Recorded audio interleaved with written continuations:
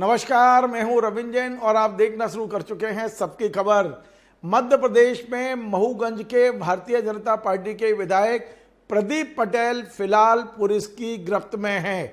ये जो मैं खबर बना रहा हूं, इस समय तक उन्हें महूगंज से पुलिस के वज्र वाहन में गिरफ्तार करके रीवा ले जाया जा रहा है। वे रीवा के आसपास बताए गए हैं। कुछ देर पहले मेरी वरिष्ठ अधिकारियों से बात हुई है और उनका कहना है कि उन्हें सुरक्षित स्थान पर रखा गया है। उन्हें गिरफ्तार किया है या नहीं किया है इसकी पुष्टि नहीं है, लेकिन गिरफ्तार करते समय कलेक्टर महूगंज और एसपी महूगंज ने उन्हें साफ साफ कहा कि हम आपको गिरफ्तार करके यहाँ से ले जा रहे हैं। पूरा मामला बड़ा पेचीदा है, पूरा मामला रोचक है और पूरा मामला चिंता करने वाला भी है। दरअसल पिछले 3-4 महीने से महूगंज के जो विधायक हैं प्रदीप पटेल, वे लगातार अपनी ही सरकार के खिलाफ, अपनी ही सरकार के प्रशासन के खिलाफ मोर्चा खोले हुए हैं। वे कभी बात करते हैं कि वहाँ जो नशीले पदार्थ हैं उनको लेकर वे मोर्चा खोले हुए हैं, कभी वे वहाँ प्रशासन के पैरों में जाकर गिर जाते हैं कि आप तो हमारी हत्या करा सकते हैं। ये तमाम सारी चीज़ें चल रही थी। कई बार उन्हें भोपाल बुलाया गया, भारतीय जनता पार्टी संगठन ने समझाइश के लिए, लेकिन वे नहीं माने हैं। और आज जो नया ड्रामा महूगंज में हो रहा है, निश्चित तौर पे वो राज्य सरकार और भारतीय जनता पार्टी संगठन दोनों के लिए चिंता का विषय है। हमें जो सूचनाएं वहां से मिल रही हैं, वो सूचना ये मिल रही है कि वहां महूगंज में एक मंदिर है, महादेव का मंदिर। ये बताया गया है खटखरी चौकी है, चौकी के पास ये मंदिर है और मंदिर के पास 9 एकड़ जमीन को लेकर विवाद है। इस जमीन पर 60-70 मकान बने हुए हैं, कुछ मुस्लिम हैं, कुछ हिंदू हैं, और इन मकानों का अतिक्रमण हटाने के लिए प्रशासन की बजाय स्वयं विधायक जी जेसीबी मशीन लेकर आज शाम 5 बजे वहां पहुंच गए थे और उन्होंने सीधा जेसीबी मशीन से वहां इंक्रोचमेंट हटाना शुरू किया, कुछ लोगों के मकान गिराने शुरू किए और इसी को लेकर वहां बवाल हुआ है। मैं आपको विजुअल दिखाता हूं, कुछ आगजनी हुई है, फतरा हुआ है और उसके बाद प्रशासन के लोगों ने हाथ जोड़कर विधायक को समझाने की कोशिश की कि आप बैठिए, बात करेंगे, जो काम प्रशासन का है वो काम आपको नहीं करना चाहिए।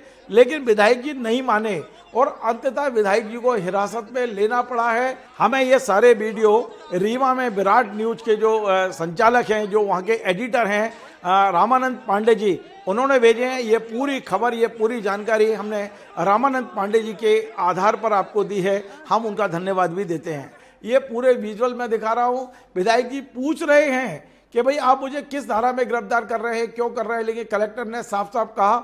अजय श्रीवास्तव जी वहाँ कलेक्टर है और रचना ठाकुर वहाँ एसपी हैं, ये दोनों ने बहुत समझाया है और फिर दोनों ने ये कहा है कि हम आपको गिरफ्तार कर रहे हैं और उसके बाद उन्हें वज्र से वहाँ से ले जाया गया है। मेरी गाड़ी पीछे पीछे रखना, जहाँ ये उतारेंगे वहाँ से फिर मेरे को यहीं लेके आना। तो नहीं सर, ये क्या गिरफ्तार कर रहे हैं क्या आपको? क्या नहीं बताते जाए सर, बताते जाए क्यों ले जा रहे हैं?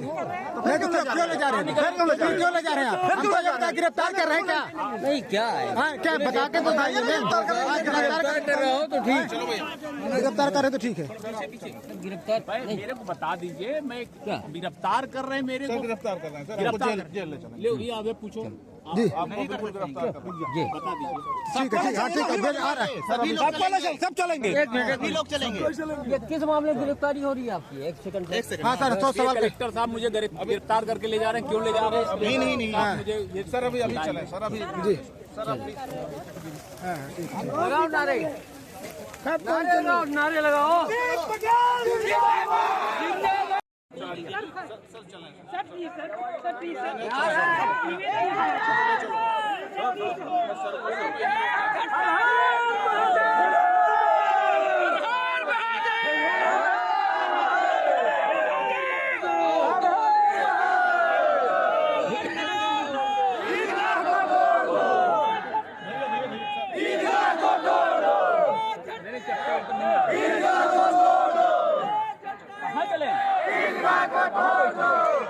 इसको गिराना चलिए चलिए।